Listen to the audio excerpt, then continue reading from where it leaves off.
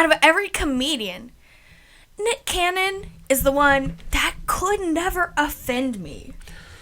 I will never be like, oh my God, did you hear what? No! Nick He's the one. Nick Cannon's not funny, but he does in his stand-up, like, if you ever watched any well, that song with R. Kelly is pretty good. I'm a gigolo with lots of dollars. Oh, yeah, that was a good song.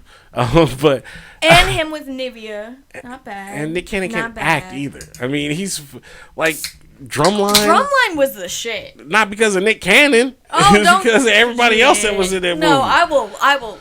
I had a friend at the time who wanted to learn how to play the drums, and he made me watch Drumline like 794 times. Name one other Nick Cannon movie that you watched and enjoyed. All right. Anyway. Oh, God. Can I pull up his IMDb? Was that his only movie? No, he's been in plenty of movies. I mean, he was in, not Valentine's Day, but the other one, New Year's Eve. He was in that movie with Love Don't Cost a Thing or whatever. He's been in a shit ton of movies, but they've all been terrible. Like I said, Nick Cannon. Can I just say, we are literally saying this to his face right now. Because you still have that cardboard cutout of Nick Cannon. I'm a big Nick Cannon fan from Real Husbands of Hollywood. Like, he's fucking hilarious in that. But Nick Cannon can't. This is the problem. And it's your fault as well. How's it my fault? But this is the problem with you motherfuckers that watch these Nickelodeon shows and shit and think Nick Cannon is the same as Kenan and Kel, to where they have no discernible talent, yet they still keep getting jobs. They're not funny at anything they do. Hold the fuck up, because Kenan was the longest running member of SNL. He still is on SNL. And the first African American to have that long of a career on SNL, and he has his own spin-off show called Kenan. Yeah. Don't you dare talk to me about Kenan Kel. He has his I will come for your jugular. Spell it. He has his own show, which is about to get canceled because nobody watches it. It's a horrible show. I'm about to watch it. And SNL, he is basically, what's his name, the ladies' man, Tim Meadows. To where Tim Meadows, they hid Tim Meadows on Saturday Night Live for 15 years. He did like one sketch every 3 or 4 weeks, and that's what Kenan is. He does one sketch, whether it's Steve Harvey or What's Up With That. He does one sketch every 1 to 2 months, and that's how he's been on the show for 20 years. He's not funny. Anyway, but look at look. Nick Cannon has been in a shit ton of movies. Men in Black 2, Drumline, Love Don't Cost a Thing. Played a voice role in Garfield the movie. Roll Bounce. He had a little part in that when he worked at the fucking roller skating rink. Oh, I did watch Roll Bounce. Bobby was but he didn't even have a big part in that. About the assassination of Robert Kennedy. He was in that. Bobby.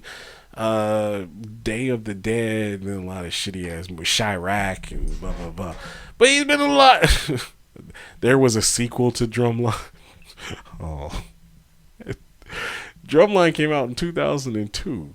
The sequel, Drumline, A New Beat, which Nick Cannon was also in, came out. That was a VH1 original. 2014. That's just sad. I didn't watch it, but I remember I Facebooked my friend that, obviously we're not close anymore, but at the time we were like besties. I Facebooked him that, hey, there's a new Drumline coming out, because he's the one that made me watch it 794 fucking times. It's so horrible. But yeah, now, look, I will say this, Brooklyn Nine-Nine, he has a bit part in that, and he's kind of funny. He's dating the one Hispanic chick. Rosa. Who, by the way, is fun. The ladies on that show. I don't know about, what's his name? Key and Peele.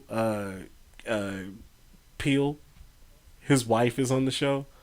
Oh yeah, I want to say at least Lampanelli, but that is not her name. It's she goes by Gina. Yeah, she's the receptionist or whatever. Who's also a dancer. She's hilarious. It's not the cutest thing in the world, but she's hilarious. I will tell you, there was a BuzzFeed quiz that Damien and I both took that said, take this quiz to find out what Gina quote you need to put in your wedding vows. I'm getting married in a few months. There's gonna be some weird shit in our wedding vows because we made a pact that no matter what it said, we would say it. Yeah, because most people put that in their wedding. But anyway, she's probably the funniest person on the show with her one-liners. Her and the weird dude. Andre Bauer is the most hilarious. No. Are you fucking kidding me? It's either her or it's the one police officer that worships Andy Samberg's character. Charles Boyle. The nerdy dude.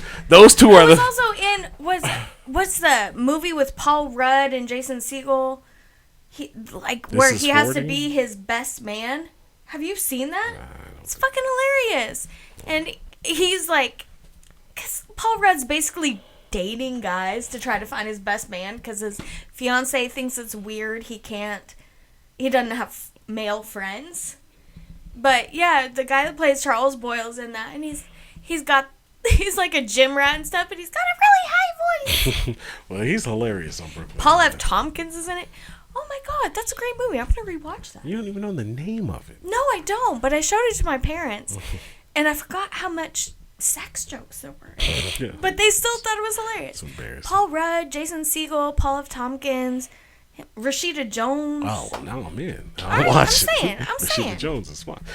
Anyway, okay, you got any news? Sorry, That's did I just take over? Yeah, I don't even know what we're talking about. My bad. It's time for Black Lives Matter news. Former Celtic Paul Pierce has been let go from ESPN, where he was on NBA Countdown and The Jump, after he posted an Instagram Live where he was hanging out with twerking ladies. ESPN didn't publicly say it was why he was let go suddenly, but they let him go right after. Paul then posted on Instagram saying he has big things in the works and the truth will set him free. Okay, one, he's Paul Pierce, so no, so he doesn't have big things in the works. Two, you can't work for Disney and be broadcasting live on social media while you at strip clubs, bitches just shaking their ass and titties and shit like that. You just can't do it. So you remember when Stephen A. Smith a couple of years ago was doing his show with like Snoop Dogg, and he said he just said a comment about he likes a woman with a big ass, and he almost got fired. And Stephen A. Smith is the biggest thing on ESPN. So what do you think they're gonna do to Paul Pierce? He's actually showing ass and titties at a strip club. So I'd say Stephen A. Smith is the biggest thing on ESPN. Who else is bigger than Stephen A. Smith? My crush, Skip Bayless. I'm in love with that man. Okay, one, Skip Bayless hasn't been on ESPN for like 10 years. Well, he has a show. He has a show on Fox Sports, which is not the same as ESPN. And I don't know why. I have the weirdest crush on him. Skip Bayless is just a racist. But anyway. Oh, is he? I don't think he's necessarily racist because he likes a lot of... I don't know. White supremacy. I'm not a fan of Skip Bayless. But anyway. He's sexy.